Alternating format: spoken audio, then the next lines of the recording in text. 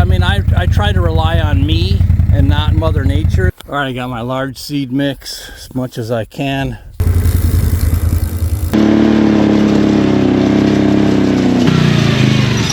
Yeah, it's definitely doing a good job. That's just one pass. All right, here's the first of the 2 microplots that I did. Hey guys, welcome back. Well, it's hot. It's August, I think, 26th. I'm gonna do a food plot experiment today. Just got off the phone with Felipe. We're supposed to maybe get rain in the next few days. So I did one last spray today of all of the plots. I did different ones. I did clethodim on the beans and hay grass, fescue. But then I did roundup on some other areas. So I'm gonna try, instead of disking everything up, I'm gonna run this aggressive drag and see how it does with the thatch. And then I'll decide if I'm gonna plant and drag the wheat, or if I'm gonna go ahead and chisel disc it. So here's a look at one of many microplots that I've been prepping all year. Hit it with spray today one last time. You could see, you know, it's just years and years of this thatch, but we'll see what that drag's gonna do. So let's take a few runs around and see what happens.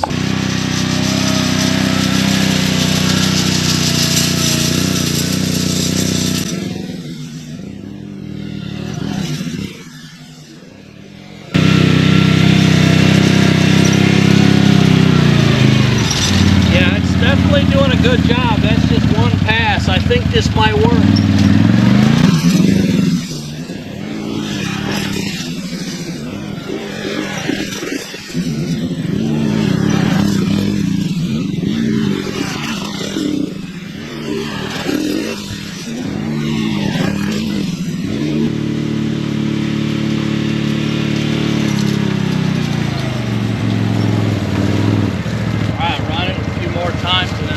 Check back in and give you an after look. Okay, so Phil, I've never used this method. I mean, I try to rely on me and not Mother Nature as much. That's why I've always done the full tillage and really got a really good seed bed for seed to soil contact. But in the interest of time, and if the weather does produce rain in the next 4 days, I'm gonna give this a try. So what I'm gonna do next is I'll take my large seed and I'll spread that, and I'll keep running the drag, and I'll work that large seed in, and then I'll put the small seed over the top and then just leave it and hope for rain. This area here I overseeded before a rain like 2 or 3 days ago.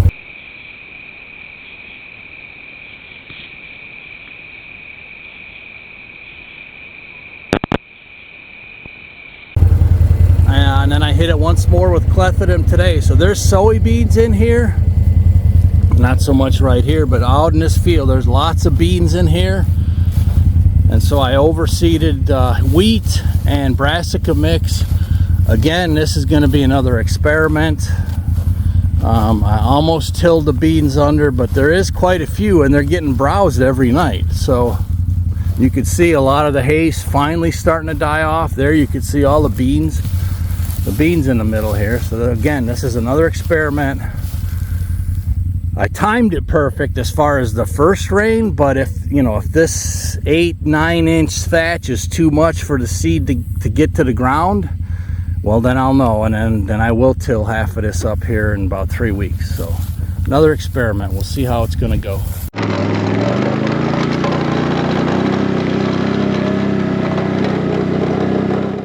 So it actually loosened up the soil, at least on top, good enough where I'm going to go ahead and plant it. So now I'm going to run up to the second microplot at the north end of this field.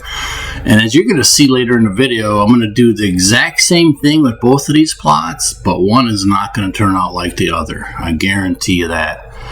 Why that is, I won't have the answer, but we'll see.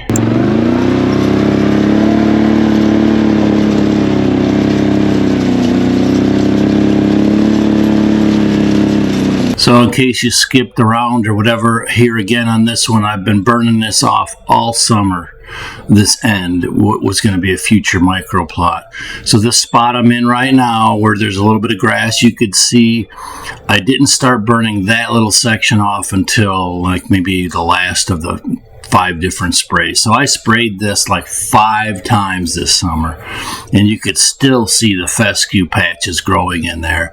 But it's time to food plot. So here again, I'm going to run the same process and see how this is going to go, if I'm going to plant it or not. All right, I got my large seed mix as much as I can. I'm putting it probably 75 to 100 pounds an acre. You got to put on a little heavy, this method, because the birds will rob you and you won't get good germination like you otherwise might. So heavier is better. All right, I bought out the local farm store out of the rest of their pallet of triple 12. Plus I already put on like 450 pounds. Put on another 100 pounds today just on them 2 small plots. It's good to start it. It's going to start leaching in the soil. Obviously, if you get rain, it's going to be 10 times more effective. And once you get it leached in the soil, especially if you're like me and I don't have a soil test, which I'd still add fertilizer. Even if the soil test said you don't need any, P or N or K, whatever, I'd still add it. It's just because I don't think you're going to hurt it. So anyways, rain, I mean, that's what we need. We need rain. I mean, I'm pretty well prepared considering the nightmare road trip we're on at the moment. So definitely stay tuned. Wow, is it hot out here? Yeah, I could have used the Polaris for the drag, but these plots are pretty small. I don't mind sweating a little bit. So now I'm going to put the seed down and I'm going to re-drag it again.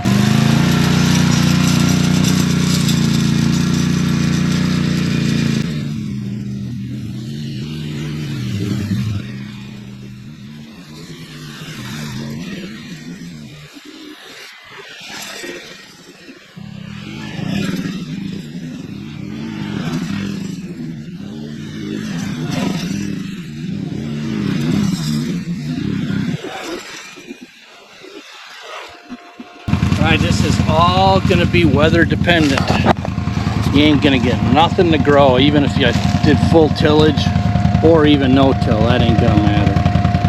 That's a whole nother topic I'll get into at some point, but let's go do the second one. All right, I just hit them both with fertilizer. Man, it's in the 90s. It's hot. It is dry.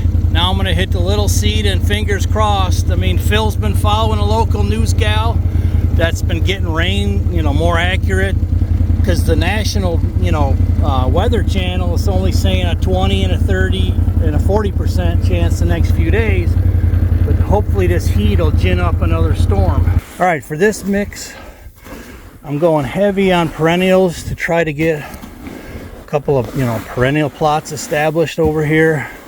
So I got a lot of chicory, clover, but I also got, forage turnips, sugar beets, I think radishes for a fall plot. So, and of course, if it don't rain, it's another, $100 feeding the birds seed. But we'll see. It would be nice to get a couple of chicory clover plots established here for the springtime.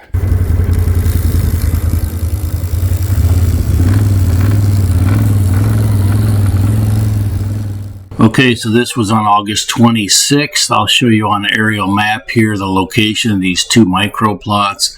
And now we're going to check back in on September 8th. So what are we looking at? Almost about 2 weeks. And we did get a rain on them. So we'll check in here and get a up-to-the-minute update. All right, so here's the 2 food plots. They're almost 300 yards apart. They're each about a ½ acre, but my plan is to plant most of this whole field here, which is about a 5-acre field, in wheat as well, just for tonnage for the late season. But right now, here's the 2 food plots to give you a visual.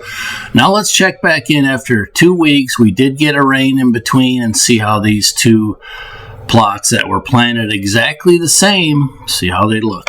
So these beans are actually not doing too bad in this particular plot. There's a couple that you could see how big they could be. One of them was like tangled in some branches and it was like, quadruple the size of the rest of them. So this one got rain and I overseeded this with granular fertilizer and wheat and brassicas. So the rain soaked all that in. It was triple 12. And then I came back 2 days later and hit it with clethodim, light clethodim this time. which it didn't set it back, and more liquid fertilizer, you know, another light shot. And so they're actually doing pretty good despite a lot of browse pressure. So you never know. I still might have beans, you know, maybe. But this would be wonderful if the overseeding takes on this. I honestly don't know if it will, because now it feels like a desert. I mean, we got rain 3 days ago, but holy schmackles does it feel. It's in the 90s and super just hot, but we'll see. The beans are looking as good as they have anywhere. I mean, you could clearly see they're just mowed down. I put up some old cameras.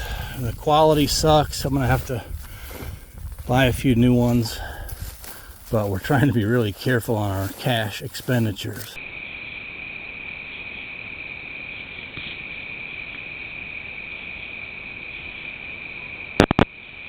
But you never know. I mean, man, if we get another rain, this thing could blow up. So that corner there and that corner down there is where I just did perennial mix with some brassicas mixed in that. So we'll see if we get rain in the next 3 or 4 days. That would be incredibly wonderful. All right, here's the first of the 2 microplots that I did, trying a different method. We got a lot of rain on them, but as I'm going to show you, the hard rain was almost too hard as it washed away a lot of the seed. But yeah, we got a lot of weeds here. I'm going to tell you, the farther south you go, the weeds get worse and worse. I've planted in northern states, in the UP of Michigan and Wisconsin, Illinois, Missouri. Where else have I planted plots? Anyways, so we got some decent germination on the brassicas. Okay, we got some of my grains right here that have come up. There's some brassicas. Yeah, we got some either crabgrass or Johnson grass in there. But here, the rain was so hard, it washed everything off. It just washed all the seed off. I'm going to put a link. I'm going to give a shout out. I don't remember the guy's name, but I watched a food plotting video, a guy from Pennsylvania. He's an actual biologist, and he said he's not doing no-till anymore. And I know it's a controversial topic, but between Phil and I, we both agree no-till is not the solution for a number of reasons. Argue with us if you want. I don't care. Give us your points in the description. But when you're dealing with weeds and voracious weeds, breaking up that whole soil, that whole root system underneath is important. You see, this is all bare because of the rain. And you see all the different configurations of these little dirt piles. That's the water, like literally running off and pushing the seed off. So this one is a bust. I mean, I'll leave it go. Today's September 8th. I'll leave it go a few more days. I might burn it off once more when there's some rain in the forecast and try it again. It's usually what I do. I still got my soybeans in here. You can see they're pretty decent. Of course, there's the fescue, you know. Let's run down to the other end of this field and check that one. That one is doing better.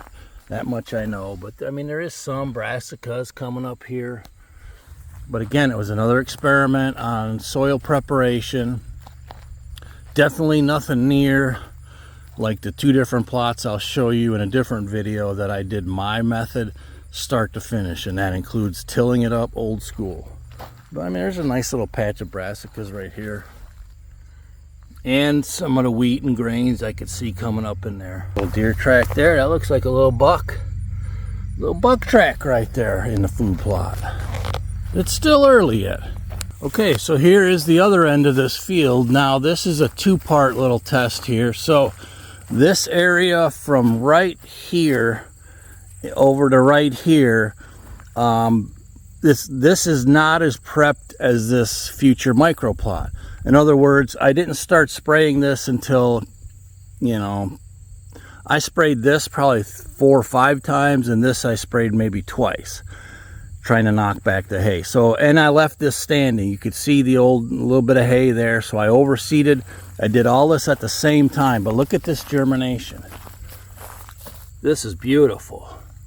Now, this is the throw and grow kind of right here, but this is working the drag. And here again, you see this whole end here, the water just washed it off. But However, look at the rest of it. Where the water couldn't wash it off. Look at the germination in here. This is just absolutely beautiful. You know, for what we're dealing with for year number 1. And this hasn't really got rain on it. Okay, it got the one rain. It got the heavy, heavy rain, which wet everything. And then after that, it's been just baking in the sun. But it's got beautiful germination. And I hit this with a lot of fertilizer too. But this one I'm leaving. I'm not messing with this one. Praying for rain just like Phil and everyone else down here. But it is beautiful. You know, for what it is. Again, fighting the fescue and the hay. And here's that line where this was kind of throw and grow, if you will. And this did okay. You know, this did okay, did good enough. So one step at a time. Here's a nice little pocket that's a low spot. So I don't know if the water pushed it in or I seeded a little bit more there. But this one is good. Just needs some rain. Just needs some rain. And a lot of these other ones I'm going to rip up. Rip up and do them again. But this is looking really good. You know, for what it is, again, year number 1 and battling fescue. No easy task. I don't care what anyone tells you. These other food plotters, they're full of shit. When they say, if they say it's easy, they're full of shit. That's all there is to it. Now, I'll give you this. Northern states, I'll say they're easier. You know, when I was in Wisconsin food plotting, man, I had beautiful corn, I had beans, because the weed competition is not nearly as bad in northern states as it is in southern states. That's just a fact. That's just a fact. Check this out. How cool is that? Stay tuned. We got some videos coming out on how we built these towers. 3 hours it took us to knock out all 3 of these, and it's a very good stair system. It's not just like a ladder since we're getting older.